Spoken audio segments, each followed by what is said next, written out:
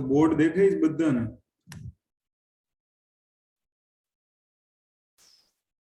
Okay, voice આવે છે ને બરાબર? ચલો ગુડ. તો સૌથી પહેલા સિલેબસ બાજુમાં રાખવાનું છે. આજે સિલેબસ થી આપણે સ્ટાર્ટ કરશું, બરાબર? સબ્જેક્ટ 10-15 દિવસમાં પૂરો કરી દેવાનો છે. એ રીતના આખું પ્લાનિંગ છે. અને કોઈ સ્કીપ નહીં કરે એક પણ લેક્ચર, બરાબર? એનું રીઝન છે પછી તમે મેઇન્સ વખતે છે ને ગોતશો કે પબ્લિક એડમિનિસ્ટ્રેશન ક્યાંથી વાંચવું, શું કરવું. એના કરતા બેટર છે કે એક સારામાં સારી નોટ્સ બનાવજો, લખાવી બી દઈશું તમને, બરાબર? સૌથી પહેલા તમારી પાસે સિલેબસ લઈ લો પબ્લિક એડમિનિસ્ટ્રેશન.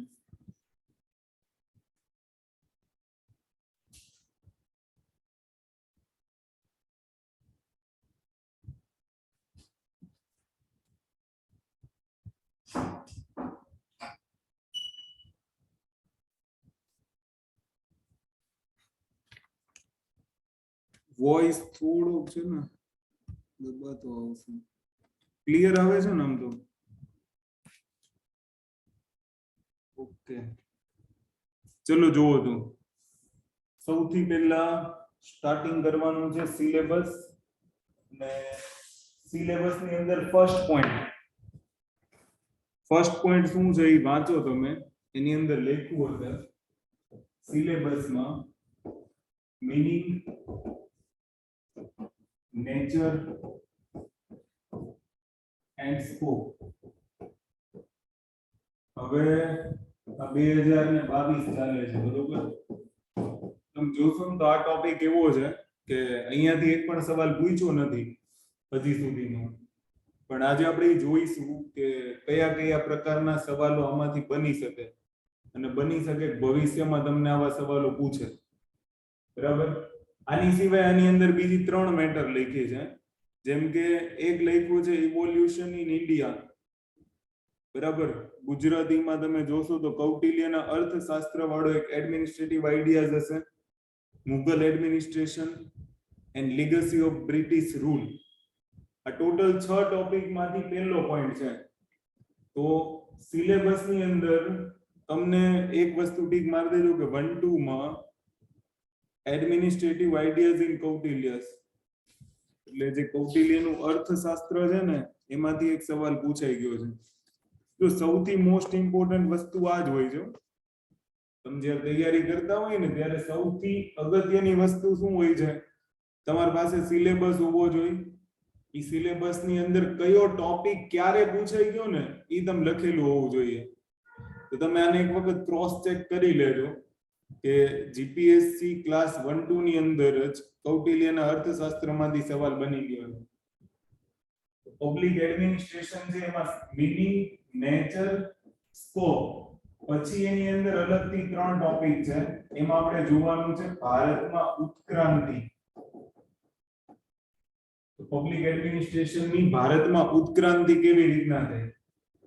પછી એક ટોપિક છે કૌટિલ્યના અર્થશાસ્ત્રમાં પબ્લિક એડમિનિસ્ટ્રેશન શું છે, એના કયા કયા આઈડિયાઝ હતા જે લોક પ્રશાસન માટે જરૂરી હતા. પછી એક બ્રિટિશ લોક પ્રશાસનનો મુદ્દો આપણે જોવાનો છે. બ્રિટિશ રૂલ્સ જેને કીધું છે, એટલે સમજો ને બ્રિટિશ લોક પ્રશાસન જ થાય. અને એક મુઘલ પ્રશાસન છે, પણ હવે 99% ચાન્સીસ એવા છે કે મુઘલ પ્રશાસનમાંથી સવાલ આવવાના ચાન્સીસ નથી. કૌટિલ્યના અર્થશાસ્ત્રમાંથી એક વખત જીપીએસસી ક્લાસ 1-2 માં સવાલ આવી ગયો છે. એટલે એનો મતલબ એવો નથી કે બીજી કોઈ એક્ઝામમાં ન આવે, એમાં રિપીટ થઈ શકે. એટલે તમે અત્યારથી લખી નાખજો કે કૌટિલ્યના અર્થશાસ્ત્ર ઉપરથી સવાલો બની ગયા છે, બરાબર? ભારતમાં ઉત્ક્રાંતિ છે તો એક સવાલ પ્રોપર મુદ્દો ત્યાંથી બની શકે. એક બ્રિટિશ લોક પ્રશાસન, એટલે જે બ્રિટિશ શાસન હતું, અહીંયા ખરેખર વર્ડ બ્રિટિશ રૂલ યુઝ કરેલો છે કે ભાઈ બ્રિટિશ એરાની અંદર એવી કઈ કઈ ઘટનાઓ હતી જે લોક પ્રશાસનને દર્શાવે છે, બરાબર? સવાલ ત્યાંથી પણ આવી શકે છે. મુઘલ પ્રશાસનમાંથી મીનિંગ માંથી સવાલ આવવાના ચાન્સીસ ઓછા છે, બટ એના નેચર અને સ્કોપ માંથી આવી શકે. તો હવે તમને એટલો આઈડિયા આવી ગયો છે ને કે ભાઈ આપણે કયો ટોપિક કેવી રીતના વાંચવાનો છે. આ સિલેબસ નો ટોપિક નંબર 1 થયો. જેમ જેમ આપણે સિલેબસ આગળ ચલાવશું ને એવી રીતના આપણે અલગ અલગ ટોપિક ની ડિસ્કશન કરશું, બરાબર. પણ સૌથી પહેલા એક તો કેવું, ઘણી બધી વખત આપણે એ જોતા હોઈએ કે સિલેબસ આપણને યાદ છે કે નહીં. તો અહીંયા એ ધ્યાન રાખવાનું છે કે એડમિનિસ્ટ્રેશન નો સિલેબસ તમને ગોખાઈ જવો જોઈએ. બીજું, આજે મારો એવો પ્રયત્ન રહેશે કે તમને ખરેખર ખબર પડે કે જ્યારે લોક પ્રશાસન લખવાનું આવે છે ત્યારે મારે કેવી શબ્દાવલી અને કેવી ભાષાનો ઉપયોગ કરવો જોઈએ. કારણ કે 99% લોકો શું કરે ખબર, પોલિટીની જેમ આને વાંચી નાખે અને પોલિટીની જેમ લખી નાખે. નહીં, અહીંયા આ સબ્જેક્ટનો આખો આસ્પેક્ટ અલગ છે. એટલે લગભગ આજે મારી પૂરેપૂરી ટ્રાય એવી રહેશે, આજ ફર્સ્ટ લેક્ચર છે ને, તો પહેલા હું ખાલી શબ્દ સમજાવીશ. એટલે એડમિનિસ્ટ્રેશન શું છે, એડમિનિસ્ટ્રેશન ની અંદર તમારે કેવા શબ્દો લખવા જોઈએ એ અગત્યનું છે. આમાંથી તમારે એટલું જ ધ્યાન રાખવાનું છે, જો આ કોઈ ગોખવાનો સબ્જેક્ટ નથી, આ ખાસ ધ્યાન રાખજો.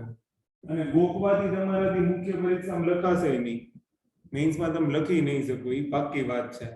અને હું બોલું, હું નોટ્સ બનાવડાવું, હું લખાવડાવું, એ તમે લખી નાખો, એ વાતમાં દમ નહીં.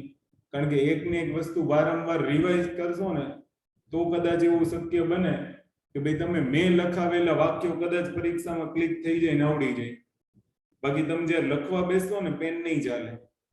એટલે એક શબ્દ યાદ રાખજો, તમારે આને સમજવાનું છે, મગજની અંદર ઉતારવાનું છે કે એડમિનિસ્ટ્રેશનની રિલેટેડ કોઈ બી સવાલ પૂછે છે તો મારે કઈ ભાષામાં એને ટેકલ કરવું, કેવા શબ્દોમાં મારે એને લખવું. કારણ કે જે સબ્જેક્ટ છે ને એ શબ્દોનો જ ખેલ છે. હવે તમે જીઓગ્રાફીમાં સાયન્ટિફિક લેંગ્વેજ યુઝ કરો અને સાયન્સની અંદર જીઓગ્રાફિકલ લેંગ્વેજ યુઝ કરો, એનો કોઈ મતલબ નથી. અને તમારા સિલેબસમાં ચોખ્ખું લખેલું છે લોક પ્રશાસન અને શાસન. એટલે આ બે શબ્દ યાદ રાખજો ખાસ, લોક પ્રશાસન અને શાસન. જો પોલિટીમાં જ પૂછવું હોત ને તો આવો સબ્જેક્ટ અલગ આવત જ નહીં. એ સીધું પોલિટી કરીને નીચે બધા મુદ્દા આપી દે. એટલે જે મહત્વ છે ને એ શબ્દોની માયાજાળ છે, એની ઉપર ખાસ ફોકસ હું એટલે કરાવવા માંગુ છું કારણ કે અત્યારે જે કોમ્પિટિશનનો માહોલ છે એમાં તમારે વધારે માર્ક્સ લાવવા જરૂરી છે. અને વધારે માર્ક્સ લાવવા માટે કંઈ ગોખવાની જરૂર નથી, તમારી ભાષા કેટલી સિમ્પલ છે એની ઉપર ડિપેન્ડ કરે. બીજું તમે એક કામ શું કરજો કે આ 5 ટોપિક આપણે કદાચ લઈએ ફર્સ્ટ પાર્ટની અંદર, તો દરેક રિલેટેડ તમારે મેક્સિમમ સારામાં સારું, ભલે હું કદાચ તમને 5 પન્ના લખાવું કે 10 પન્ના લખાવું, પણ તમારે 200 શબ્દ સારામાં સારા લખવા ટ્રાય કરવાની છે, બરાબર. એ જ તમારું આન્સર રાઇટિંગ હશે અને એ જ તમને કામ આવશે. કારણ કે આ સબ્જેક્ટ ઓનલી મેઇન્સ નો છે, પ્રિલિમ્સ માં સબ્જેક્ટ નથી. ખાસ ધ્યાન રાખજો, પ્રિલિમ્સ માં એકાદ બે ટોપિક ક્યારેક પૂછાઈ જાય છે, જેમ કે અર્ધ ન્યાયિક સંસ્થા વાળો જે ટોપિક છે એમાંથી ક્યારેક સવાલ પૂછે તો એનો મતલબ એવો નથી પબેટ થઈ ગયું. ત્યાં પોલિટીનો આસ્પેક્ટ હોય છે ઈ સબ્જેક્ટની અંદર.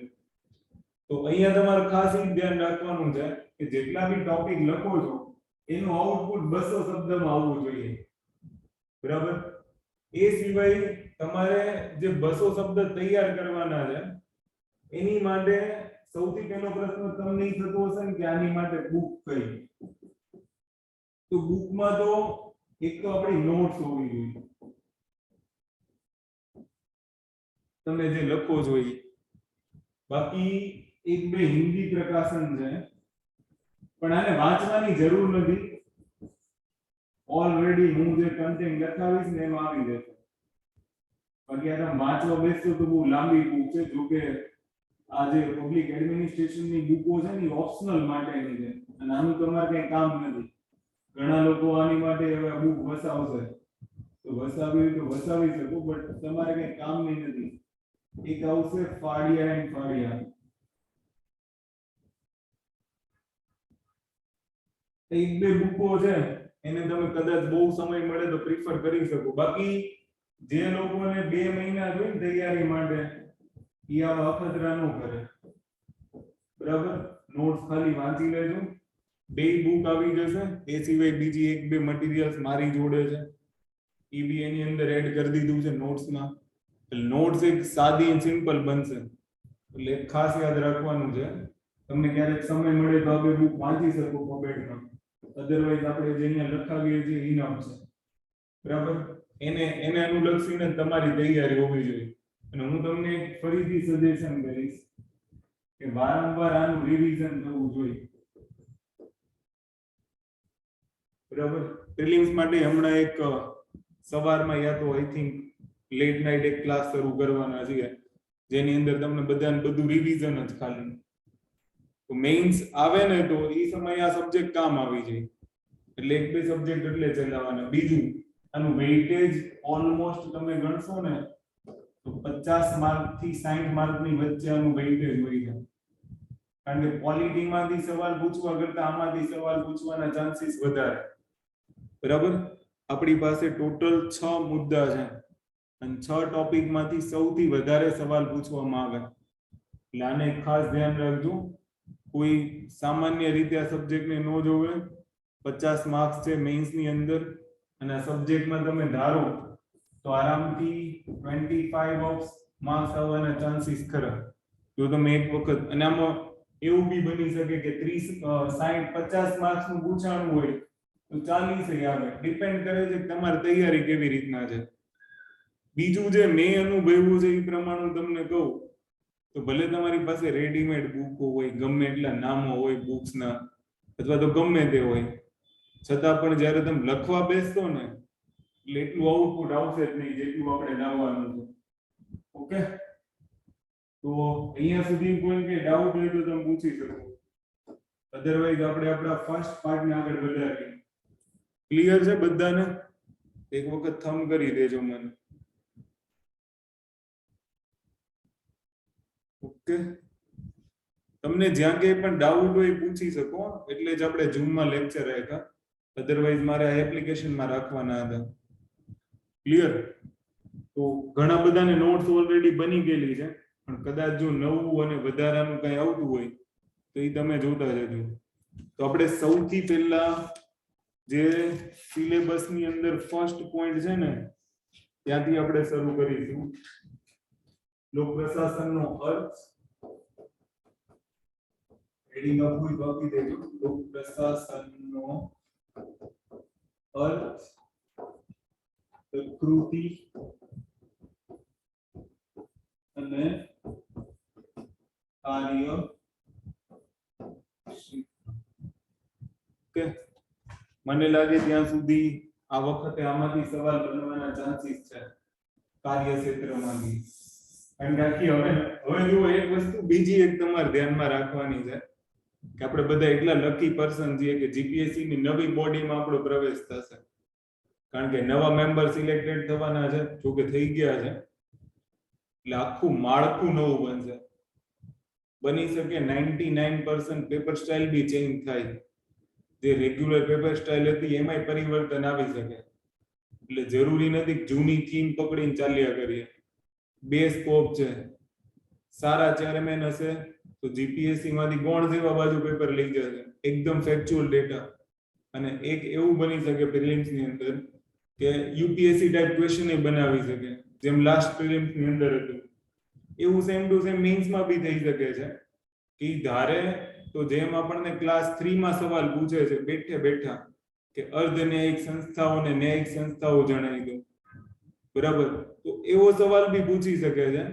અને એક એવો બી ચાન્સીસ છે કે કદાચ થોડુંક વધારે નોલેજ માંગે અને કોઈ કાર્ય ક્ષેત્રમાંથી કે એવા કોઈ બી એકાદ સિદ્ધાંત પૂછી લેશે જે તમારા સિલેબસનો પાર્ટ છે, જે તમારા સિલેબસનો જ એક ભાગ છે, જે આપણને ખબર નહીં હોય કદાચ કે અહીંયાથી આવા સવાલ બની શકે. તો આપણે હવે 2 રસ્તા તરફ તૈયારી કરવાની છે, જે પ્રી કરતા હોય, મેઇન્સ કરતા હોય. કારણ કે નવી જે સિલેક્ટેડ બોડી હશે કે ઇલેક્ટેડ તો નહીં હોય, સિલેક્ટેડ જ હશે, તો એની ઉપર ડિપેન્ડ કરે છે.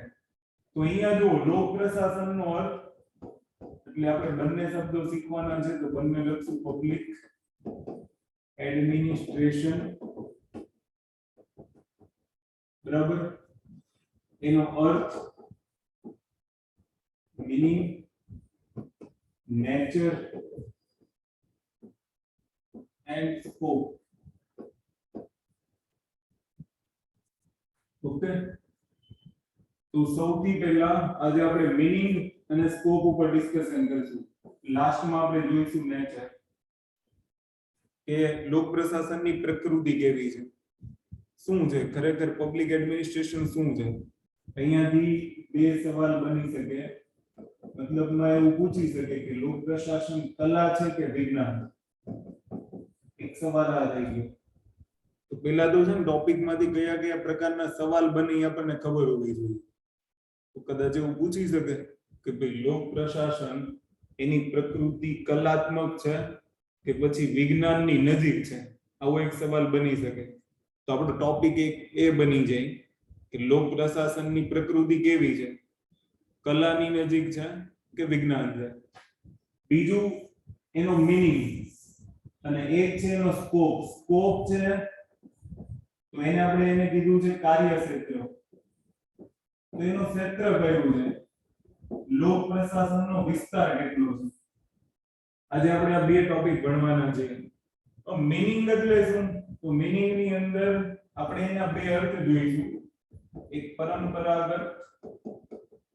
અર્થ અને એક આપણે એનો આધુનિક અર્થ મતલબ આની શબ્દાવલી સમજી લેવાની છે કે ભાઈ પબ્લિક એડમિનિસ્ટ્રેશન છે શું અને કાર્યક્ષેત્રની અંદર જોઈએ તો કે ભાઈ આપણે એક શબ્દ બોલીએ છીએ લોક પ્રશાસન તો શું આ પહેલેથી હતું લોક પ્રશાસનનો ઉદ્ભવ થયો તો એ ઉદ્ભવ થયો ત્યારે લોક પ્રશાસનનો ક્રાઇટેરિયા કેટલો હતો ક્યાં સુધી આપણે પબ્લિક એડમિનિસ્ટ્રેશનની સ્ટડી કરતા હતા એનો કેટલો વિસ્તાર હતો કોનો લોક પ્રશાસનની અંદર સમાવેશ થતો હતો સમજ પડે એટલે એનો ક્ષેત્ર વિસ્તાર મતલબમાં તમે કદાચ સાંભળ્યું હોય તો આ ક્ષેત્ર વિસ્તારની અંદર ચાર દ્રષ્ટિકોણ ભણો ને એક આવશે સંકુચિત દ્રષ્ટિકોણ આવશે એક આવશે બ્રોડર વ્યૂ જેને કહેવાય વ્યાપક દ્રષ્ટિકોણ જેને ગુજરાતીમાં કહીશું એક આવશે પોસ્ડ કોર આ કદાચ તમને ખબર હશે અને એક આપણે ભણવાનો છે આધુનિક દ્રષ્ટિકોણ આટલું તમે ભણો બરોબર આધુનિક દ્રષ્ટિકોણને જ લોક કલ્યાણકારી દ્રષ્ટિકોણ કહેવાય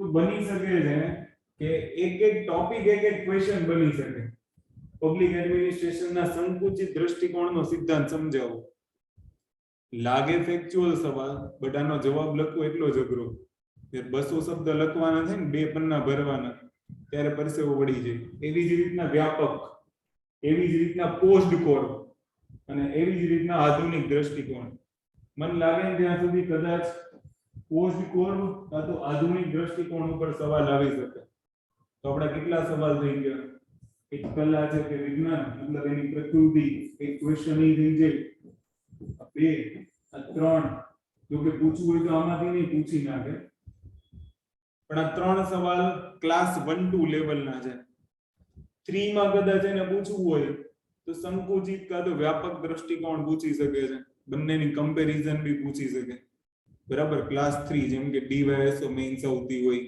એસટીઆઈ મેઇન્સ આવતી હોય કદાચ એના અર્થ પરથી પણ સવાલ પૂછી શકે કારણ કે જ્યારે આપણે અર્થને સમજવા જઈશું તો એક શબ્દ આવશે પ્રશાસન અને સિલેબસમાં ખાસ ધ્યાન રાખજો જાહેર વહીવટ નથી લખ્યું આવો શબ્દ નહીં લખતા સિલેબસની અંદર લખ્યું છે પ્રશાસન એટલે મેં તમને કીધું સિલેબસ બાજુમાં રાખજો તો પ્રશાસનમાંથી જ એક શબ્દ નીકળશે શાસન એક શબ્દ નીકળશે પ્રશાસન તો બની શકે કે શાસન અને પ્રશાસનની સંકલ્પના પૂછી શકે પણ આવું 1-2 માં પૂછવું બહુ શક્યતા ઓછી આવું તમને ડીવાયએસઓ એસટીએ મેઇન્સ આપો ને એમાં પૂછી શકે એવી જ રીતના એક અલગ શબ્દ જ છે પ્રશાસન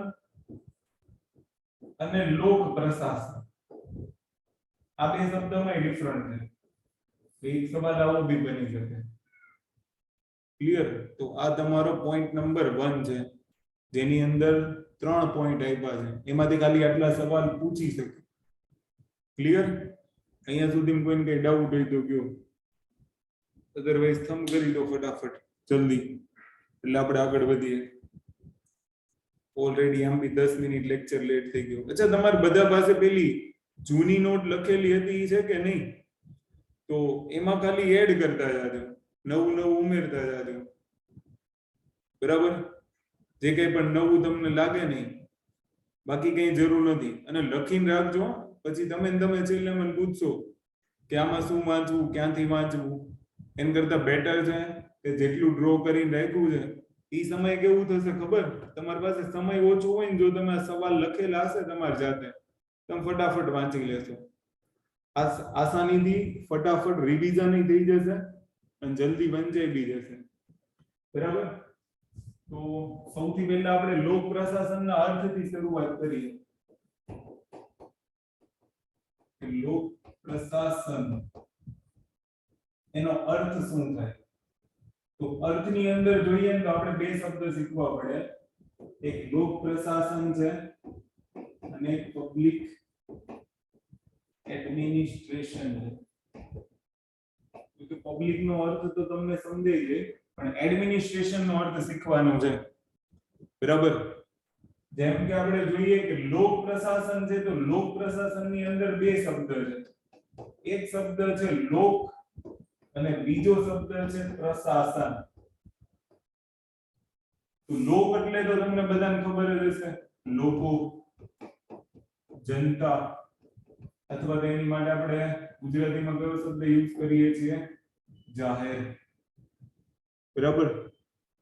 એક ખાનગી અધિકારી હોય અને એક જાહેર અધિકારી હોય. જે જાહેર અધિકારી હોય એને જાહેર લોકોના હિત માટે કામ કરવાના હોય, જાહેર હિત માટે કામ કરવાના હોય, એને જનતા માટે કામ કરવાના હોય. તો એ લોકો, ખાસ યાદ રાખજો, અહીંયા લોકનો મતલબ લોકો, જનતા. અને એ જનતા કોની સાથે સંબંધિત છે? તો કે સરકાર સાથે સંબંધિત છે. અને સરકાર એટલે શાસન કરનાર એક સંગઠન. ખાસ ધ્યાન રાખજો, સરકાર બીજું કઈ નહીં, પણ સરકાર શું છે? સરકાર એક શાસન કરનાર સંગઠન છે. તો લોકનો અર્થ શું થાય? લોકનો અર્થ થાય સાર્વજનિક, લોકો, જનતા. અને જનતા માટે અત્યારે લોક કલ્યાણકારી અભિગમ કોણ અપનાવે છે? તો કે રાજ્ય અથવા તો સરકાર. અને સરકાર શું છે એ શબ્દ ખાસ યાદ રાખજો. સરકારને આપણે અહીંયા એક સંગઠન તરીકે લેવાનું છે. સરકાર કોઈ એકલા વ્યક્તિથી નથી બની. સંગઠનનો મતલબ શું છે?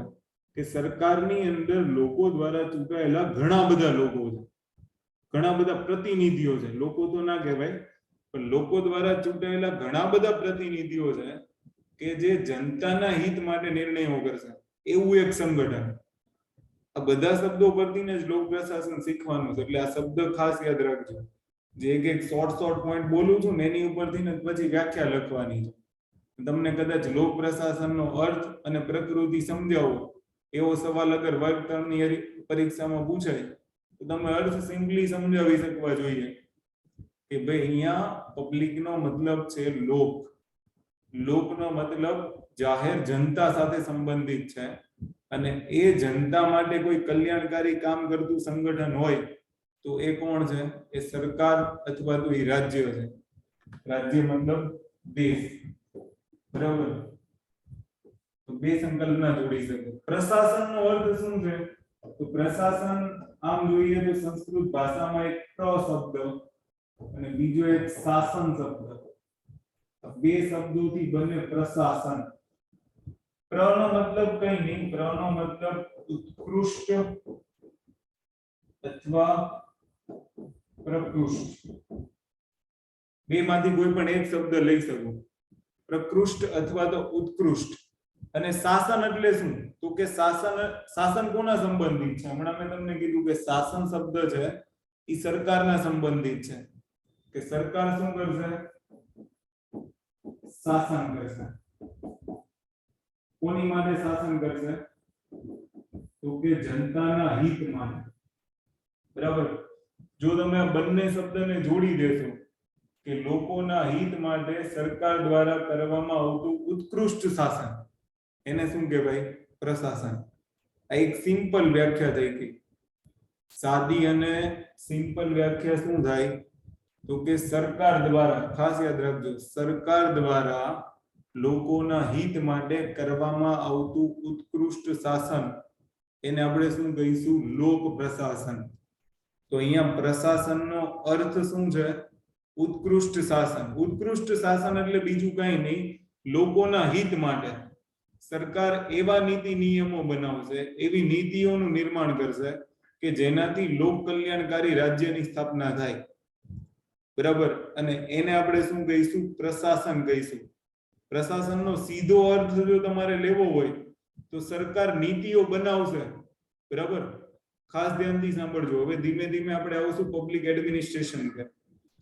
બંને શબ્દને જોડવાથી કઈ પબ્લિક એડમિનિસ્ટ્રેશન નથી બની જતું. આ તો મેં તમને એક સિમ્પલ વ્યાખ્યા કહી દીધી, પણ જે ખરેખર જે પબ્લિક એડમિનિસ્ટ્રેશન સમજવાનું છે એ શબ્દ શું છે? તો મેં તમને અહીંયા શું કીધું કે સરકાર જે ઉત્કૃષ્ટ શાસન કરે છે, પણ ઉત્કૃષ્ટ શાસનમાં સરકાર કરે છે તો પેલો સવાલ એ છે કે સરકાર લોક કલ્યાણકારી કાર્યો કરશે. એ લોક કલ્યાણકારી કાર્યો કરવા માટે થઈને સરકાર શું બનાવશે? તો કે સરકાર નીતિ નિર્માણ કરશે. બરાબર? પછી એ નીતિ નિર્માણ કર્યા પછી એ નીતિનું શું કરાવશે? ક્રિયાન્વયન કરાવશે. અને આ બંને માટે સરકાર શું કરશે? તમને લાગે કોઈ નેતાથી નીતિ બની જાય? કોઈ એક નેતા હોય, માની લો કે આપણા ગૃહમંત્રી હોય, કોઈ બી હોય, એનાથી નીતિ બની જાય, એનાથી પોલિસી બની જાય? પોસિબલ જ નથી. એ ક્ષેત્રના જે વિશેષજ્ઞ હશે, કોઈ આઈએએસ ઓફિસર હોય, કોઈ મોસ્ટ સિનિયર આઈપીએસ ઓફિસર હોય, એની પાસેથી ડેટા કલેક્શન કરે અને એના આધારે પોલિસી બનતી હોય. તો સરકાર શું કરશે ખબર? સરકાર નીતિ બનાવવા માટે કોઈ આદેશ કરશે, સરકાર નિર્દેશ આપશે. ઈ પ્રશાસન છે. ઉત્કૃષ્ટ શાસનની વ્યાખ્યામાં આપણે આવા શબ્દો લેવાના છે. અને ક્રિયાન્વયનનું કામ પણ જે કરશે ઈ ઉત્કૃષ્ટ શાસનના ભાગીદાર હશે. ઉત્કૃષ્ટ શાસન માટે કોણ ભાગીદાર બનશે? કે જે નીતિને લાગુ કરાવે છે. અને જે નીતિને લાગુ કરાવવા વાળા છે એનો આપણે જે અભ્યાસ કરીશું એને આપણે કહીશું લોક પ્રશાસન.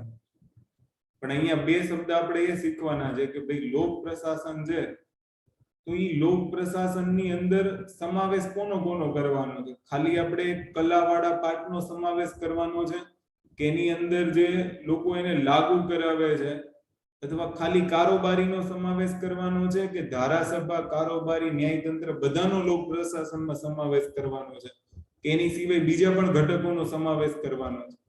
આ તમામ બાબતો આપણે આગળ જોઈશું, પણ અત્યારે આપણે શોર્ટ એન્ડ સ્વીટ એટલું યાદ રાખવાનું છે કે લોક પ્રશાસન એટલે શું? તો કે સરકાર દ્વારા લોકોના હિત માટે કરવામાં આવતું ઉત્કૃષ્ટ શાસન, એને આપણે શું કહીશું? લોક પ્રશાસન કહીશું. બરાબર? લોક પ્રશાસન શબ્દ છે ને, તમને કદાચ ખબર હોય તો પહેલાના સમયમાં યજ્ઞો થતા, એની અંદર એક તમારે નામ લખવું હોય તો ક્યાંક લખવા થાય, સોમાદી યજ્ઞો થતા. જો આવું છે ને ક્યારેક નિબંધ ને એવું લખતા હોય ને ત્યાં બહુ કામ આવે. દાખલા તરીકે પબેડ પર કે લોક પ્રશાસન વાળા મુદ્દા પર ક્યાંક તમારે લખવું હોય તો કામ આવે. આને છે ને જે સોમાદી યજ્ઞ હોય એની અંદર મુખ્ય પુરોહિત હોય અને જે મુખ્ય બ્રાહ્મણ હોય એની માટે એક શબ્દ યુઝ થતો હતો પ્રશાસ્તા. અને પ્રશાસ્તા ઉપરથી શબ્દ પડ્યો છે પ્રશાસન. અને એ પ્રશાસતાનો અર્થ સમજશો ને એટલે તમને આ સમજ પડી જાય કે ખરેખર સરકાર કયા રોલમાં છે. સરકાર જે ઈ જે યજ્ઞ કરાવે છે એના મુખ્ય પુરોહિતના રોલમાં છે. કેવી રીતના?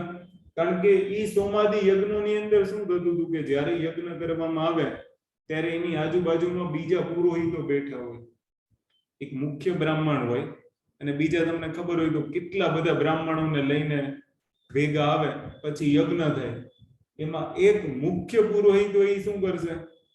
જે બીજા બ્રાહ્મણો છે એને આદેશ આપશે, એને નિર્દેશ આપશે કે કયા પ્રકારે યજ્ઞોની અંદર મંત્રોચ્ચાર ફોલો કરવાના છે, કઈ પ્રક્રિયા ફોલો કરવાની છે, બરાબર, કેવી રીતના યજ્ઞ પૂર્ણ કરવામાં આવશે, એ જે આખી પ્રક્રિયા માટે જે ગાઈડન્સ કરે છે એ મુખ્ય પુરોહિત હોય. એની માટે એક શબ્દ યુઝ કરવામાં આવ્યો હતો પ્રશાસ્તા, અને પ્રશાસ્તા શબ્દ ઉપરથી પ્રશાસન કે જેમાં સરકાર છે એ મુખ્ય પુરોહિતની ભૂમિકામાં આવી જાય. સમજ પડી? અને એ જે મુખ્ય પુરોહિતની ભૂમિકામાં આવી જાય છે એ જ આપણે શું કહીશું? લોક પ્રશાસન. કારણ કે ત્યારે જે સરકાર છે એ લોક કલ્યાણકારી કાર્યો માટે નિર્દેશો આપતી હોય, તો એને આપણે કહીશું પ્રશાસન. પ્રશાસનનો સીધો અર્થ તમે છે ને કે ડાયરેક્ટલી એને કનેક્ટેડ નહીં કરી દેતા કે ભાઈ લોક પ્રશાસન એટલે શું, તો કે જે કારોબારી કરે એ જ લોક પ્રશાસન, એવું નથી. એડમિનિસ્ટ્રેશન શબ્દ છે એ ઘણો બધો વિસ્તૃત શબ્દ છે. આમાંથી એક શબ્દ એડમિનિસ્ટ્રેટ, એમાં બે શબ્દો તમે છૂટા પાડી શકો. આ તો પૂર્વક છે, અને એક મિનિસ્ટ્રેટ. મિનિસ્ટ્રેટ નો અર્થ થાય સેવા કરવી. આ ખાસ યાદ રાખજો. જો પબ્લિક એડમિનિસ્ટ્રેશન છે ને એમાં પબ્લિક શબ્દ છે તો જાહેર સાથે સંબંધિત છે. બીજો જે શબ્દ છે એડમિનિસ્ટ્રેશન, એડમિનિસ્ટ્રેશન મતલબ પ્રશાસન. તો ગુજરાતીમાં તો આપણે એનો શબ્દ જોઈ ગયા, પણ અંગ્રેજીની અંદર જે એડમિનિસ્ટ્રેશન શબ્દ છે એ એડ પ્લસ મિનિસ્ટેરિયલ. તો જે મિનિસ્ટેરિયલ વર્ડ છે એનો મતલબ એવો થાય કે સેવા કરવી. મતલબમાં કોઈ એક વ્યક્તિ બીજા વ્યક્તિ માટે સેવા કરે છે, તો એના અર્થમાં અહીંયા પ્રશાસન લીધું છે. તો ઈ સેવા કરનાર વ્યક્તિ કોઈ પણ હોઈ શકે. દાખલા તરીકે કોઈ ધર્મગુરુ હોઈ શકે. જેમ કે કોઈ એક ધર્મગુરુ છે, એને એવો ઉપદેશ આપ્યો તો કોઈ વ્યસની માણસે વ્યસન છોડી દીધું, તો ઈ પ્રકારે એક ઈ પ્રશાસન જ થયું. ઈ પણ એક એડમિનિસ્ટ્રેશનનો જ પાર્ટ છે, બરાબર. તો અહીંયા જે મિનિસ્ટેરિયલ શબ્દ છે એનો સીધો અર્થ આપણે શું લેવાનો છે કે સેવા કરવી. પણ આપણે જે શીખવાનું છે કારોબારી વાળા પાર્ટમાં એ આપણે ધીમે ધીમે ખબર પડશે. પણ અહીંયા ખાલી આપણે બે જ શબ્દો શીખવાના છે, એક લોક પ્રશાસન છે અને એક એડમિનિસ્ટ્રેશન છે. ક્લિયર? આમાં કોઈને કંઈ કન્ફ્યુઝન હોય, કંઈ ડાઉટ હોય તો તમે પૂછી શકો, અધરવાઇઝ આનાથી આગળ વધીએ. ખાલી શબ્દ શીખવાના છે કે લોક પ્રશાસનમાં લોક શું છે, પ્રશાસન શું છે, એડમિનિસ્ટ્રેશનમાં એડ તો એક પૂર્વક છે, એની સાથે બધો કઈ મતલબ નથી. એક મિનિસ્ટેરિયલ નો મતલબ તમારે લખવો હોય તો લખી નાખજો, એનો મતલબ થાય સેવા કરવી. અગર કોઈ ડોક્ટર એના પેશન્ટને સાજો કરે છે તો એ એક પ્રશાસન, એડમિનિસ્ટ્રેશન થઈ ગયું. ક્લિયર? ચલો અહીંયા સુધીનું ક્લિયર હોય તો ફટાફટ વાય લખી દો અથવા તો થંબ કરી દો જલ્દી. ઓકે, આમાં કોઈને કઈ ડાઉટ હોય તો તમે પૂછી શકો. કોઈને કઈ પ્રશ્ન છે અહીંયા સુધીમાં? લોક પ્રશાસનની અંદર આ બે શબ્દો શીખવામાં. ઓકે, ત્યાર પછી આપણે જોવાનું છે એનો વ્યાપક અર્થ. પ્રશાસન નો વ્યાપક અર્થ. મતલબમાં હવે આપણે ધીમે ધીમે શરૂઆત કરીએ કે ભાઈ પ્રશાસનનો વ્યાપક અર્થ શું છે. તો 3-4 રેફરન્સીસ લઈશું. જેમ કે આપણે અત્યારે વર્તમાન ગવર્નમેન્ટ માટે એક શબ્દ વાપરીએ છીએ, મોદી લહેર ચાલી રહી છે. એ લહેરની પાછળ ખરેખર શબ્દ એવો બોલવો પડે કે મોદી પ્રશાસન ચાલી રહ્યું છે. જેમ નહેરુ વખતે નહેરુ પ્રશાસન, વાજપેયી વખતે વાજપેયી પ્રશાસન, એમ અત્યારે મોદી વખતે મોદી પ્રશાસન કામ કરી રહ્યું છે. એટલે સૌથી પહેલો જે આ લોક પ્રશાસન છે, એ લોક પ્રશાસનનો સીધો અર્થ મંત્રીમંડળના પર્યાયવાચક તરીકે તમે કરી શકો. મતલબમાં એને સમાનાર્થી, મંત્રીમંડળના જે કાર્યો છે એને સમાનાર્થી. જેમ કે અત્યારે કોનું મંત્રીમંડળ કામ કરે છે, તો કે મોદીનું. તો મોદીનું મંત્રીમંડળ કામ કરે છે તો કયું પ્રશાસન થઈ ગયું? મોદી પ્રશાસન તમે લખી શકો, બરાબર. વાજપેયી પ્રશાસન લખી શકો, બને ત્યાં સુધી એના નામ લખજો, ખોટું ન લાગે, અત્યાર બાજુ ખોટું લાગશે તો માર્ક્સ વધારે કપાય, બરાબર? એટલે બને ત્યાં સુધી એને જે લખતા હોય ને એવા 2-3 નામ લખો. વળી નહેરુ પ્રશાસન, ઇન્દિરા ગાંધી પ્રશાસન, તો તમારું સિલેક્શન નેક્સ્ટ ટાઈમ થશે. હમણાં એવું થોડુંક ચાલે, બરાબર? એ સિવાય એક પ્રશાસન છે જે લોક નીતિને લાગુ કરવા માટે હોય, બરાબર? લોક નીતિને નિર્માણ કરવા સંબંધિત અથવા એને લાગુ કરવા સંબંધિત. જો તમે જોવો છો, હું ખબર, આ જે લોક પ્રશાસન શબ્દ છે ને એનો વિસ્તાર મતલબ શું? કે લોક પ્રશાસન શબ્દને તમે મંત્રીમંડળના સમાનાર્થી તરીકે પણ જોઈ શકો. લોક પ્રશાસન શબ્દને તમે લોક નીતિ બનાવવી, એ નીતિઓને લાગુ કરવી, એના સંબંધિત પણ એ અર્થને લઈ શકો છો, લોક પ્રશાસનને. તો એનો એક વ્યાપક અર્થની આપણે વાત કરીએ છીએ, સમજ પડી? જેમ કે આપણે અત્યારે જે ભારત સરકાર પ્રશાસન ચલાવી રહી છે એ ભારતીય પ્રશાસન કહેવાય, આવો શબ્દ યુઝ કરીએ. હવે આવું કોઈ બી માટે હોય, કોઈ હોસ્પિટલ અગર પોતાના નીતિ નિયમો બનાવતી હોય, એને લાગુ કરતી હોય, એની માટે કર્મચારીઓ રાખતી હોય, તો એ હોસ્પિટલનું એડમિનિસ્ટ્રેશન થઈ ગયું, સમજી ગયા? પછી કોઈ રેલવે છે, માની લો કે રેલવે છે, તો રેલવે શું કરશે? રેલવેને ચલાવવા માટે નીતિ નિયમો બનાવશે, યોગ્ય પોલિસીસ તૈયાર કરશે, ડ્રાફ્ટિંગ કરશે, એના માટે યોગ્ય કર્મચારીઓ કરશે, ભરતીઓ કરશે. પછી એ કર્મચારીઓ શું કરશે? નીતિઓને લાગુ કરાવવાનું કામ કરશે. તો એ સંદર્ભની અંદર એક એક્ઝામ્પલ તમે અહીંયા રેલવે પ્રશાસનની આપી શકો. આવું આપણે બોલીએ છીએ જનરલી, આ શબ્દ આપણે ઉચ્ચારીએ, રેલવે પ્રશાસન, ભારતીય પ્રશાસન. તો આ એનો એક વ્યાપક અર્થ થઈ ગયો કે લોક પ્રશાસનનો એક સંદર્ભ એ પણ લઈ શકો કે લોક પ્રશાસનની અંદર નીતિઓને લાગુ પણ કરવામાં આવે છે અને નીતિઓને બનાવવામાં પણ આવે છે.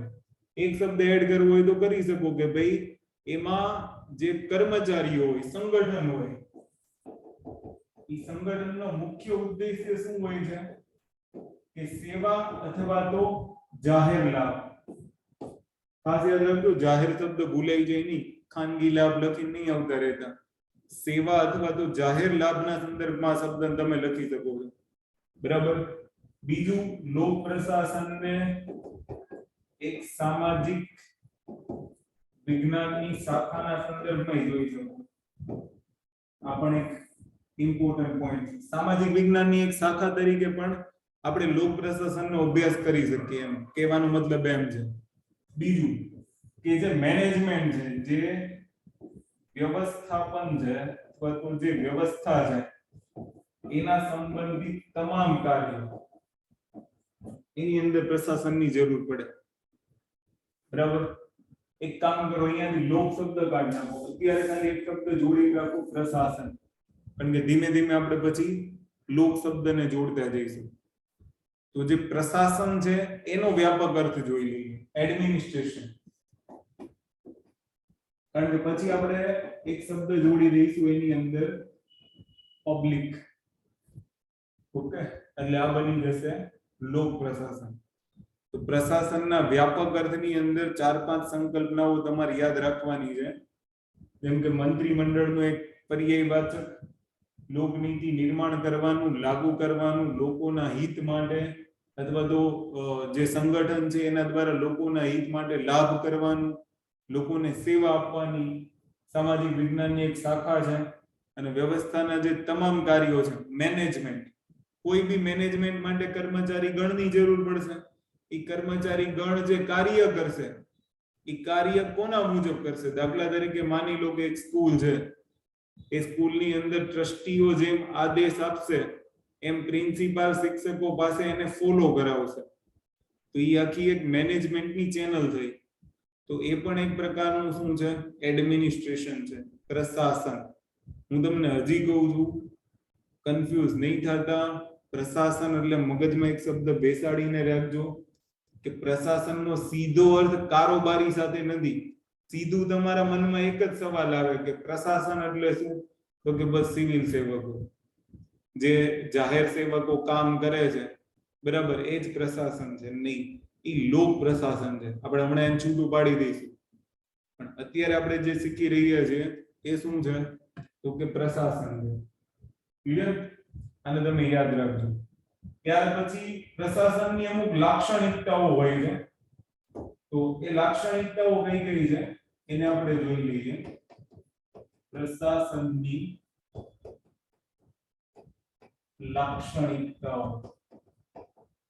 ચાલો આપણે એક એક્ઝામ્પલની મદદથી સમજીશું પ્રશાસનની લાક્ષણિકતાઓ. ખાસ યાદ રાખજો. તમે એક એડવર્ટાઇઝ જોઈ હશે, ઘણો સમય પહેલા એડવર્ટાઇઝ આવતી હતી. આઈ થિંક સેટ મેક્સ માં કે એમાં જ આવતી હતી. પછી આમ સેટ મેક્સ નો સિમ્બોલ આવી જાય. એડવર્ટાઇઝમાં કેવું હોય?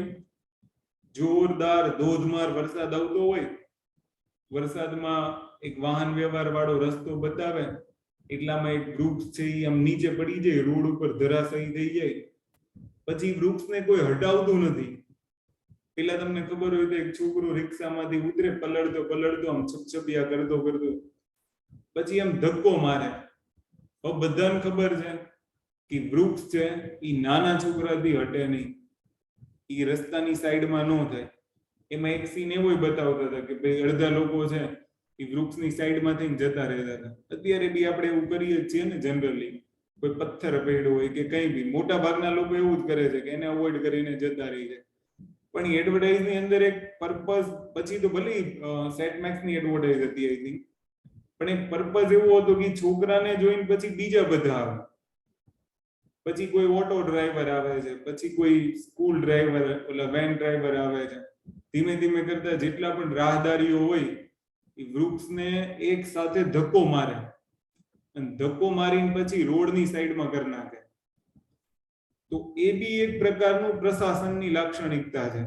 અહીંયા એ ઘટનામાં સમજાવવાનો અર્થ એટલો હતો કે એ છોકરો જે કામ કરતો હતો, સૌથી પહેલા એક છોકરાએ વૃક્ષને ધક્કો મારવાનું શરૂ કર્યું, પણ કદાચ એમાં બની શકે કે એ છોકરો એવું ઈચ્છતો હોય કે વૃક્ષને ધક્કો મારીને સાઈડમાં કરી નાખું, મારી સ્કૂલ વાન નીકળી જાય, બરાબર. તો અંગત સ્વાર્થ માટે પ્રશાસન ન હોય એવું નહીં હોય, એડવર્ટાઇઝમાં એવું નહીં હોય, પણ આ તમે ખાસ યાદ રાખજો કે અંગત સ્વાર્થ માટે પ્રશાસન ન હોય. પ્રશાસનની અંદર 3-4 લાક્ષણિકતાઓ હોવી જરૂરી છે કે કોઈ એકલા વ્યક્તિથી પ્રશાસન ન ચાલે. આ પણ ખાસ ધ્યાન રાખજો. પ્રશાસનની અંદર આ 2-3 શબ્દાવલીઓ બહુ મોસ્ટ ઇમ્પોર્ટન્ટ છે. ક્લિયર? દિમાગમાં એક વસ્તુ ફિક્સ કરી નાખજો કે કોઈ બી એડમિનિસ્ટ્રેશન હોય એ કોઈ એકલા વ્યક્તિથી ન ચાલે. ક્લિયર? એની માટે સંગઠન જોઈ. એટલે આપણે દરેક વખતે એક શબ્દ લખતા હતા, સંગઠન એમ. ક્લિયર? એટલે એની માટે તમારે શું જોઈએ? એક સંગઠન જોઈએ. બીજું કે લાક્ષણિકતાની અંદર સૌથી મહત્વની એક લાક્ષણિકતા છે કે પ્રશાસન માટે એક વિશિષ્ટ ઉદ્દેશ્ય હોવો જોઈએ. એ વિશિષ્ટ ઉદ્દેશને પ્રાપ્ત કરવા માટે સહયોગની ભાવના હોવી જોઈએ. હવે તમે જુઓ, પેલું એક્ઝામ્પલ યાદ કરો કે વૃક્ષ ધરાશાયી રોડ ઉપર પડેલું છે. એક વિશિષ્ટ ઉદ્દેશ્ય શું છે? કે વૃક્ષને સાઈડમાં કરો. સાઈડમાં અગર કોઈ એકલો વ્યક્તિ કરે છે તો એ પ્રશાસન નથી, પણ જ્યારે એક કરતા વધારે લોકોનો સહયોગ પ્રાપ્ત થાય છે, એક સંગઠન બને છે. સમજી ગયા? અને એ સંગઠન જ્યારે વૃક્ષને એક રસ્તા ઉપરથી ઉપાડીને રોડની એક સાઈડ જઈને કામ કરે છે, બરાબર, તો એમાં વિશિષ્ટ ઉદ્દેશ્યની પ્રાપ્તિ થાય. પણ એ કામ કરવું પડે સંગઠિત થઈને. આ 3-4 શબ્દો તમારે ખાસ યાદ રાખવાના છે. પ્રશાસનની લાક્ષણિકતા છે. પ્રશાસનની લાક્ષણિકતા શું છે? કે કોઈ પણ કામ માટે એક તો વિશિષ્ટ ઉદ્દેશ્ય હોવો જોઈએ. એ વિશિષ્ટ ઉદ્દેશ્યની પ્રાપ્તિ માટે એક સંગઠન હોવું જોઈએ. એ સંગઠનમાં એકબીજા વચ્ચે સહયોગ હોવો જોઈએ. આ 3 શબ્દો મોસ્ટ ઇમ્પોર્ટન્ટ છે. ક્લિયર? બીજા 3-4 શબ્દો છે, પણ આ 3 શબ્દો મોસ્ટ ઇમ્પોર્ટન્ટ છે. હવે આપણે અહીંયા એક સિવિલ સેવક લઈ લો. માની લો કે એક સિવિલ સર્વન્ટ છે. એક સિવિલ સર્વન્ટ અગર કોઈ નીતિને લાગુ કરાવે છે તો આ તમે જુઓ, અત્યારે લખતા નહીં, તમે એક્ઝામ્પલ બી નહીં લખતા, અને આપણે પાછળથી સમજવાનું. પણ અત્યારે આપણે પ્રશાસન જોઈએ, પણ હું એને લોક પ્રશાસન સાથે સંબંધિત કરીને બતાવું કે કોઈ એક સિવિલ સર્વન્ટ છે, એને કોઈ નીતિ લાગુ કરવાની છે, તો વિચાર કરો કે એક સિવિલ સર્વન્ટ નીચે કેટલા બધા અધિકારીઓ છે. એક પ્રકારનું સંગઠન થઈ ગયું. સમજી ગયા? તો આ થઈ ગયું તમારું સંગઠન. વિશિષ્ટ ઉદ્દેશ્ય શું છે? કે જે નીતિ છે એ નીતિનો ઉદ્દેશ્ય જે કંઈ પણ હશે એની પ્રાપ્તિ કરવી. અને પ્રાપ્તિ ક્યારે થશે? જ્યારે આ બધા વચ્ચે સહયોગની ભાવના હશે ને તો. અધરવાઇઝ આમાં પ્રાપ્તિ થાય નહીં. બીજું કે પ્રશાસનની અંદર એક શબ્દ ઓર એડ કરેલો છે કે આ સિવિલ સર્વન્ટ છે એનો કોઈ સ્વાર્થ ન હોવો જોઈએ, તો જ પ્રશાસન છે. અગર હું મારા સ્વાર્થ માટે કામ, અચ્છા પગાર નહીં આમાં વચ્ચે લાવતા, ખાસ યાદ રાખજો. પગાર નહીં, પગાર તો એને આપે છે એટલે પોતાનો સ્વાર્થ લાવવાનો નથી કે મારા જ પરિવારનું ભલું કરું, મારા ધર્મના લોકોનું જ ભલું કરું, મારી જાતિવાળાનું જ ભલું કરું, એવું નહીં. એને સ્વાર્થ કહેવાય. પગાર તો આપે જ છે ને સરકાર, કામ કરવા માટે પગાર આપે છે, પણ એની સિવાયનો કોઈ અંગત સ્વાર્થ ન હોવો જોઈએ કે હું આમાંથી ભ્રષ્ટાચાર કરી લઉં. એ પર્સપેક્ટિવથી તમે એક શબ્દ લખી શકો કે જે ક્રિયામાં ભાગ લેનાર વ્યક્તિ છે એ મુખ્ય ઉદ્દેશ્યથી ભિન્ન હોવો જોઈએ. એટલે એને આમાં કોઈ લાભનો ઉદ્દેશ્ય ન હોવો જોઈએ. એવી રીતના અગર જો કોઈ કાર્ય કરતું હોય તો એ શું છે? પ્રશાસન છે. અને ખાસ યાદ રાખજો કે આ જે વ્યક્તિ છે એની પાસે પ્રશાસનિક અધિકારો હોવા જરૂરી છે. તો 5 લાક્ષણિકતા થઈ ગઈ. ખાસ યાદ રાખજો, પ્રશાસનની 5 લાક્ષણિકતાઓ કઈ છે? તો કે એક તો એની પાસે વિશિષ્ટ ઉદ્દેશ્ય હોવો જોઈએ, એક સહયોગની ભાવના હોવી જોઈએ, એક સંગઠન હોવું જોઈએ. બીજું કે જે ક્રિયામાં ભાગ લેનાર વ્યક્તિ છે એનો ઉદ્દેશ્ય મુખ્યથી ભિન્ન હોવો જોઈએ. તમે એવું લખી શકો કે ક્રિયામાં ભાગ લેનાર વ્યક્તિનો ઉદ્દેશ્ય અથવા તો ક્રિયામાં ભાગ લેનાર વ્યક્તિથી ઉદ્દેશ્ય ભિન્ન હોવો જોઈએ. હું તમને એક સિમ્પલ વસ્તુ કહું, સિમ્પલ એક ઉદાહરણ આપણે સમજીએ તો તમને કદાચ મુદ્દો સમજાશે. ક્રિયામાં ભાગ લેનાર વ્યક્તિના ઉદ્દેશ્યથી ભિન્ન. આપણે એને કેવી રીતના લઈએ?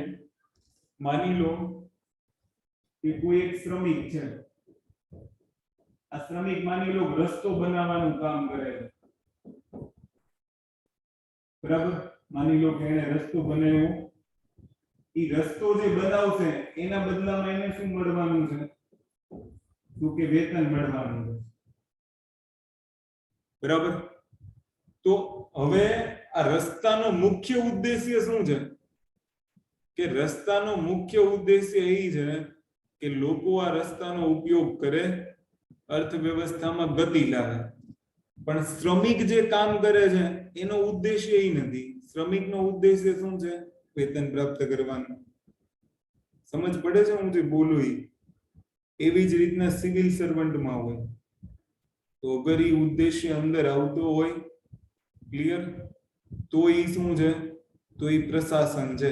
અધરવાઇઝ એ પ્રશાસન નથી. આમાં ક્લિયર હોય તો એક વખત થંબ કરી દો ફટાફટ, જલ્દી. આ ક્લિયર છે તમને કે શ્રમિક જે છે એ શ્રમિક શું કરે છે? રસ્તો બનાવે છે. ખાસ યાદ રાખજો, બરાબર?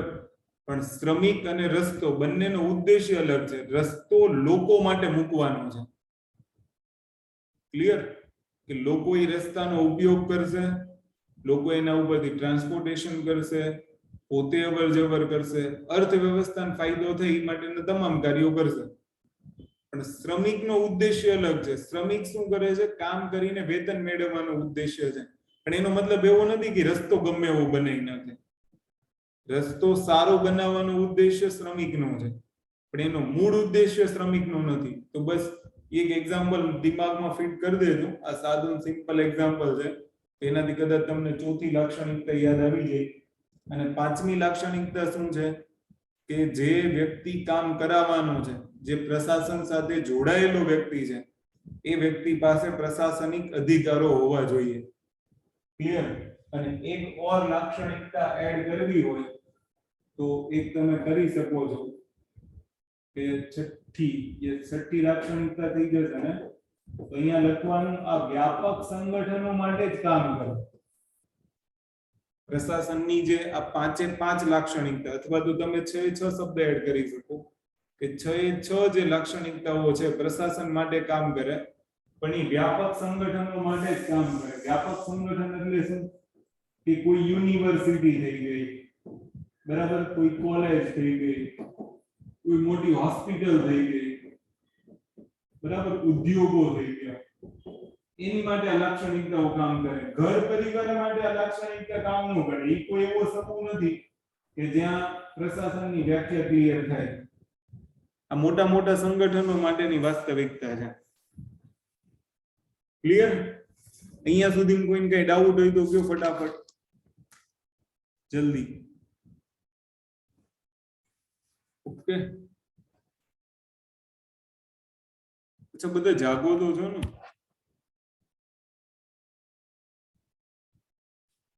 ડન. બોરિંગ થતું એવું નથી ને? નહીંતર આપણે ટૂંકો લેક્ચર રાખ્યા, કારણ કે આમાં કેવું છે, હજી તો નવું શરૂ કરવાનું છે, એટલે શરૂઆતમાં બોરિંગ લાગશે, પછી ધીમે ધીમે ઇન્ટરેસ્ટિંગ ટોપિક આવશે.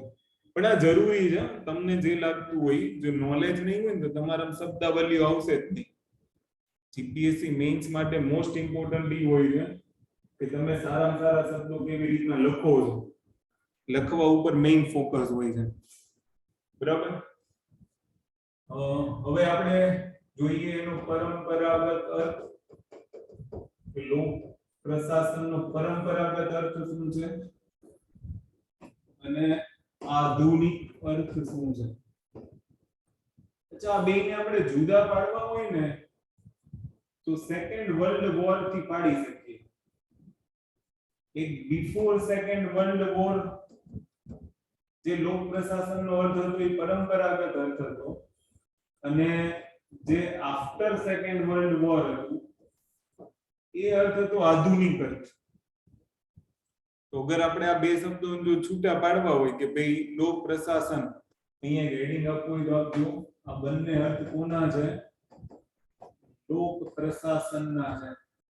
એક છે લોક પ્રશાસનનો પરંપરાગત અર્થ અને એક છે લોક પ્રશાસનનો આધુનિક અર્થ.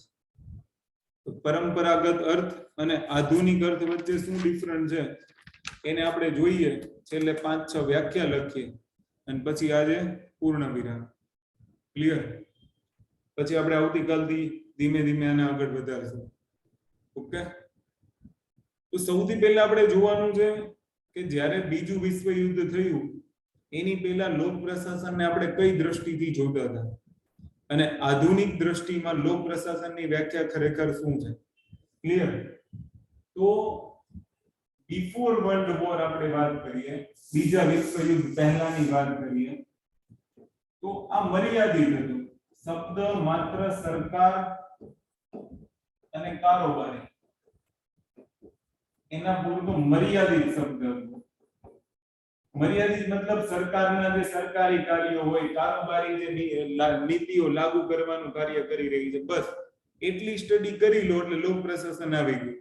એની સિવાય લોક પ્રશાસનની અંદર કઈ હતું નહીં. એમાંય ખાસ યાદ રાખજો કે કારોબારીની જે નીતિ નિર્માણ પ્રક્રિયા હતી એ બિફોર સેકન્ડ વર્લ્ડ વોર જે પબ્લિક એડમિનિસ્ટ્રેશનમાં સમાવેશ નહોતો. નીતિ લાગુ કરાવવાની પ્રક્રિયા છે એને જ માત્ર પબ્લિક એડમિનિસ્ટ્રેશનમાં ગણવામાં આવતી હતી. ક્લિયર? લોક પ્રશાસનની અંદર નીતિ નિર્માણ નહોતું. પરંપરાગત અર્થની અંદર આપણે વ્યાખ્યા કરી હતી, નીતિ નિર્માણને બહાર રાખ્યું. ખાલી આપણે માત્ર નીતિને કઈ રીતના લાગુ કરવી, કોણ એને લાગુ કરાવશે, સંગઠનની રચના કેવી હશે, એવી સ્ટડી જે કરતા હતા એ જ લોક પ્રશાસનનો ભાગ હતો. સમજી ગયા? બીજું કે આને ખાનગી પ્રશાસનથી પણ અલગ રાખવામાં આવ્યું કે ખાનગી પ્રશાસનનો સમાવેશ આપણે પરંપરાગત અર્થમાં નહોતા લેતા. આપણે ખાનગી પ્રશાસનનો મતલબ શું હશે? તો એક શબ્દ આપણે શીખી ગયા કે ભાઈ લોક પ્રશાસન. બરાબર? લોક પ્રશાસનની અંદર આપણે શું કીધું? કે ભાઈ વિશિષ્ટ ઉદ્દેશ્યની પ્રાપ્તિ માટે શેની જરૂર પડે છે? સહયોગની જરૂર પડે. પણ આમાં એક મુદ્દો જોયો હતો આપણે, જાહેર હિત. તો એ લોક પ્રશાસન છે, પણ અગર આ જાહેર હિતની જગ્યાએ જો ખાનગી હિત આવી જાય તો એ ખાનગી પ્રશાસન બની જાય. પછી લોક પ્રશાસન નહીં રહે, પછી પ્રાઇવેટ એડમિનિસ્ટ્રેશન બની જશે, ખાનગી પ્રશાસન બની જાય. તો જે પરંપરાગત અર્થ છે એની અંદર આપણે ખાનગી પ્રશાસનનો સમાવેશ કરતા નહોતા. એટલે કહેવાનો મતલબ એમ છે કે જ્યારે લોક પ્રશાસન વિષય આપણે બીજા વિશ્વયુદ્ધ પહેલા જોઈએ તો એક સીમિત વિષય હતો. ખાલી તમારે સરકાર શું કાર્યો કરે છે એવા સરકારના નીતિ નિર્માણના કાર્યો નહીં લેવાના, ખાલી કેવી રીતના નીતિઓ લાગુ કરાવે છે, કારોબારી નીતિઓ લાગુ કરવા માટે શું કરે છે, નિર્માણ નહીં. ખાસ યાદ રાખજો, પરંપરાગત અર્થ મર્યાદિત હતો. સમજી ગયા? સામાજિક પરિવેશનો સમાવેશ નહોતો. મતલબમાં જે સામાજિક બાબતો હોય એને પણ આનાથી દૂર રાખવામાં આવી કે લોક પ્રશાસનની અંદર સામાજિક પરિવેશનો અભ્યાસ કરવામાં આવતો નહોતો. ખાસ યાદ રાખજો. હા, એક વસ્તુ હતી, મેં તમને કીધું કે સંગઠન વગર લોક પ્રશાસન શક્ય નથી અને પરંપરાગત અર્થની અંદર સંગઠનનો સમાવેશ હતો. તો હવે તમને કોઈ પૂછે તો ખાસ સિમ્પલ શબ્દોમાં યાદ રાખવાનું છે. 3-4 શબ્દો યાદ રાખશો એટલે તમને આધુનિક અર્થ આવડી જશે. દાખલા તરીકે માની લો કે આપણને એવું પૂછ્યું છે લોક પ્રશાસનનો પરંપરાગત અર્થ અને આધુનિક અર્થ. તો પરંપરાગત અર્થમાં શું શું યાદ રાખવાનું છે તમારે? એક તો મર્યાદિત હતો. કોના પૂરતો? સરકાર અને કારોબારી પૂરતો. તો એક શબ્દ તમારે આ યાદ રાખવાનો છે કે ભાઈ લોક પ્રશાસનના પરંપરાગત અર્થમાં લોક પ્રશાસન નો અભ્યાસ એ માત્ર સરકાર અને કારોબારી પૂરતો મર્યાદિત હતો, જેમાં માત્ર સરકાર અને કારોબારીની નીતિ લાગુ કરવાની પ્રક્રિયાનો સમાવેશ હતો, નીતિ નિર્માણ કરવાની પ્રક્રિયાનો સમાવેશ હતો નહીં. ખાનગી પ્રશાસન કે સામાજિક પરિવેશનો પણ સમાવેશ કરવામાં આવ્યો ન હતો. બસ આવા શબ્દ તમારે લખવાના છે એટલે એનો શું બની જશે? પરંપરાગત અર્થ બની જશે. ક્લિયર? અને હવે એનો આધુનિક અર્થ કે બીજા વિશ્વયુદ્ધમાં શું કરવામાં આવ્યું? તો ખાસ યાદ રાખજો કે બીજા વિશ્વયુદ્ધની અંદર જે નીતિ નિર્માણની પ્રક્રિયા નહોતી એ એડ કરી દીધી. કે બીજા વિશ્વયુદ્ધ પછી જે લોક પ્રશાસનનો વ્યાપક વિસ્તાર થયો એની અંદર પહેલા કેવું હતું કે લોક પ્રશાસનમાં નીતિ લાગુ કરવાની બાબતોનો જ અભ્યાસ હતો. પછી એમાં ઉમેરી દીધું કે નીતિ નિર્માણ કરવાની પ્રક્રિયાનો અભ્યાસ કરો. નીતિ નિર્માણ કરવાની પ્રક્રિયાનો અભ્યાસ, નીતિ લાગુ કરવાની પ્રક્રિયાનો અભ્યાસ, ખાનગી પ્રશાસનની સાથે જાહેર પ્રશાસન, જેને આપણે શું કહીએ છીએ? Public private partnership. બરાબર? તો ખાનગીની સાથે જાહેર લાભો વાળા પ્રશાસનનો પણ અભ્યાસ કરવાનો. એ પણ કોની અંદર ઉમેરી દીધું? તો કે આધુનિક અર્થની અંદર. તો આ શબ્દ પણ આપણી માટે ઇમ્પોર્ટન્ટ છે. તો નીતિ નિર્માણ પ્લસ નીતિનું ક્રિયાન્વયન, જાહેર અને ખાનગી સમન્વય.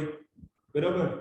જાહેર અને ખાનગી સમન્વયની સાથે સરકારી કાર્યો. આ એક શબ્દ યાદ રાખજો. તમારે શબ્દ જોડવું હોય તો સરકારી કાર્યોની સાથે વ્યાપારી સરકારનો ઉદ્ભવ થયો. આવો એક શબ્દ યુઝ કરી શકો. કરેક્ટ છે ને? વ્યાપારી સરકાર મતલબ રસ્તો બનાવે, રસ્તો બનાવવા માટે પબ્લિક પ્રાઇવેટ પાર્ટનરશિપ નો ઉપયોગ કરશે. દાખલા તરીકે LNTR પાર્ટનરશિપ કરી લીધી અથવા તો LIC ના શેર વેચી દીધા અને એમાંથી ખાનગી લાભ કરે જ છે, તો વ્યાપારી સરકાર બની જશે. ક્લિયર? તો અત્યારનો આધુનિક અર્થ છે. તો હું બહુ શાંતિથી કહું છું, તમારે શાંતિથી સાંભળવાનું છે કે બંને અર્થ વચ્ચેનો ડિફરન્સ શું છે. કે આપણે બીજા વિશ્વયુદ્ધ પહેલા લોક પ્રશાસન શબ્દને કઈ રીતના જોતા હતા અને બીજા વિશ્વયુદ્ધ પછી લોક પ્રશાસન શબ્દની અંદર શેનો ઉમેરો થયો છે. બીજા વિશ્વયુદ્ધ પહેલા શું નહોતું એ ખાસ ધ્યાન રાખજો. શું હતું? તો કે સંગઠન બંનેમાં હતું. સમજી ગયા? સંગઠન વગર તો લોક પ્રશાસન શક્ય જ નથી. બીજું, સરકાર અને કારોબારીના કાર્યો હતા. જો કે બંને વ્યાખ્યા સંકુચિત દ્રષ્ટિકોણ દર્શાવે છે. બરાબર, આ બંને વ્યાખ્યા પબ્લિક એડમિનિસ્ટ્રેશનના નેરો વ્યૂને દર્શાવે છે. પણ અહીંયા તમારે યાદ શું રાખવાનું છે તો કે એક તો સંગઠન શબ્દ યાદ રાખવાનો છે જે બંનેમાં છે, બીજો એક શબ્દ યાદ રાખવાનો છે સરકાર અને કારોબારીના કાર્યો. પણ આ વખતે કાર્યોની અંદર પરંપરાગત અર્થમાં માત્ર નીતિનું ક્રિયાન્વયન હતું, નીતિ નિર્માણની પ્રક્રિયા નહોતી. આધુનિક અર્થમાં નીતિ નિર્માણ છે, નીતિનું ક્રિયાન્વયન છે. આ બે શબ્દો તમારે ખાસ યાદ રાખવાના છે. ક્લિયર? બીજું કે પરંપરાગત અર્થની અંદર ખાનગી પ્રશાસન અને સામાજિક પરિવેશનો સમાવેશ નહોતો, જ્યારે આધુનિક લોક પ્રશાસનની અંદર ખાનગી પ્રશાસનની સાથે સાથે જાહેર પ્રશાસન પણ છે. એનાથી શું કરવાના છે? સરકારી કાર્યો કરવાના છે, અને એ સરકારી કાર્યો વ્યાપારી સરકાર બનાવશે. સમજી ગયા? તો એ એક શબ્દ તમારે યાદ રાખવાનો છે. અને લાસ્ટમાં તમારે એક શબ્દ એ યાદ રાખવાનો છે કે જે સરકારી પરિવેશનું મહત્વ છે એ શેમાં છે તો કે આધુનિક અર્થની અંદર છે. ચલો અહીંયા સુધી કોઈને કઈ પ્રશ્ન હોય તો કયો. ક્લિયર? ફટાફટ હું તમને 5-6 શબ્દો લખાવું છું, એને લખી નાખો. ઓકે, 4-5 વ્યાખ્યા છે, બેટી લખી નાખો, તમને ક્યાંક કામ આવશે. બરાબર, બાકી તમે આ શબ્દો છે એને ખાસ યાદ રાખજો. 3-4 ટોપિક આપણે શીખી ગયા, જેમ કે હજી મીનિંગ જ શરૂ છે, કાલે આપણે મીનિંગ થી જ શરૂ કરીશું. બરાબર, તો મીનિંગ જોઈ ગયા આપણે, એનો વ્યાપક અર્થ જોઈ ગયા, લોક પ્રશાસનની લાક્ષણિકતાઓ જોઈ ગયા, પરંપરાગત લોક પ્રશાસન અને આધુનિક લોક પ્રશાસન બંને જોઈ ગયા. ક્લિયર? તો 1-2 વ્યાખ્યા છે એને લખી નાખો. સૌથી પહેલા લખો કે લોક પ્રશાસન, એવું હેડિંગ આપી દેજો. લોક પ્રશાસનની વ્યાખ્યા. લોક પ્રશાસન ની વ્યાખ્યા અથવા તો લોક પ્રશાસનનો અર્થ. હું એકાદ હેડિંગ આપી દઉં, અર્થ. એમાં નંબર 1 માં લખો વિશિષ્ટ ઉદ્દેશ્યની પ્રાપ્તિ માટે સરકાર દ્વારા, એવું લખજો તમે, સરકાર દ્વારા. સરકાર કે આમ તો સરકાર લખો, સરકાર દ્વારા અથવા તો રાજ્ય દ્વારા વિશિષ્ટ ઉદ્દેશ્યની પ્રાપ્તિ માટે કરવામાં આવેલા, વિશિષ્ટ ઉદ્દેશ્યની પ્રાપ્તિ માટે કરવામાં આવેલા સામૂહિક પ્રયાસને પ્રશાસન કહે છે, જે સહયોગ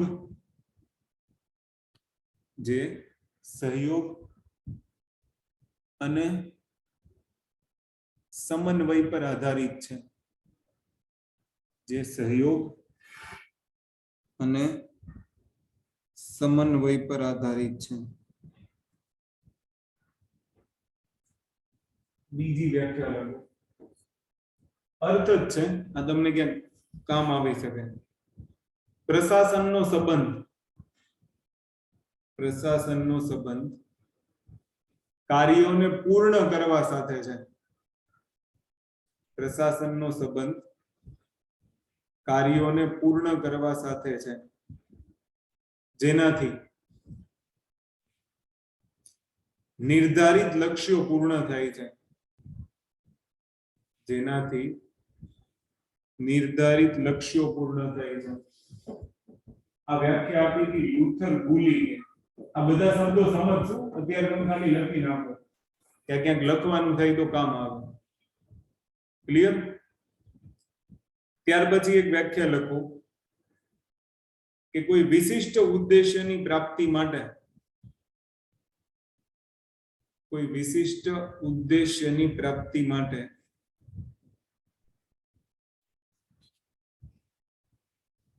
નિર્દેશ, નિયંત્રણ અને સમન્વયની કલા છે. નિર્દેશ, નિયંત્રણ અને સમન્વયની કલા છે. આ ત્રણ શબ્દો નીચે હેડિંગ લીટી અંડરલાઈન કરી દેજો. નિર્દેશ, નિયંત્રણ અને સમન્વયકરણની કલા છે. એલડી વ્હાઇટ અથવા તો ખાલી વ્હાઇટ લખી નાખો. એ વ્યાખ્યા કોણે કરી હતી? વ્હાઇટે. બરાબર. ત્યાર પછી એક વ્યાખ્યા લખો.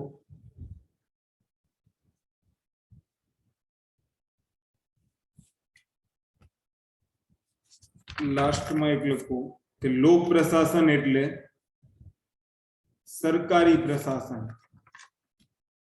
લોક પ્રશાસન એટલે સરકારી પ્રશાસન. એમાં લખો મોહિત ભટ્ટાચાર્ય. એની બુકમાં લખેલું છે, મોહિત ભટ્ટાચાર્યની બુકમાં, કે લોક પ્રશાસન શું છે? તો કે લોક પ્રશાસન એક સરકારી પ્રશાસન છે. અને એમાં લખો આગળ કે જેમાં જાહેર નોકરશાહીને વધારે મહત્વ આપવામાં આવ્યું છે. જેમાં જાહેર નોકરશાહીને વધારે મહત્વ આપવામાં આવ્યું છે, પરંતુ આધુનિક દ્રષ્ટિએ તમામ બાબતોનો અભ્યાસ કરવામાં આવે છે. એવી તમામ બાબતોનો અભ્યાસ કરવામાં આવે છે, એવું લખજો. એવી તમામ બાબતોનો અભ્યાસ કરવામાં આવે છે જેની સાર્વજનિક અસર થતી હોય. જેની સાર્વજનિક અસર થતી હોય. ઉદાહરણ તરીકે ટ્રિપલ પી લખવું હોય તો લખી નાખજો. અને એમાં એક શબ્દ એડ કરી નાખો કે લોક પ્રશાસન એ સરકારનું અરાજનીતિક અધિકાર તંત્ર છે. લોક પ્રશાસન એ સરકારનું અરાજનીતિક તંત્ર છે.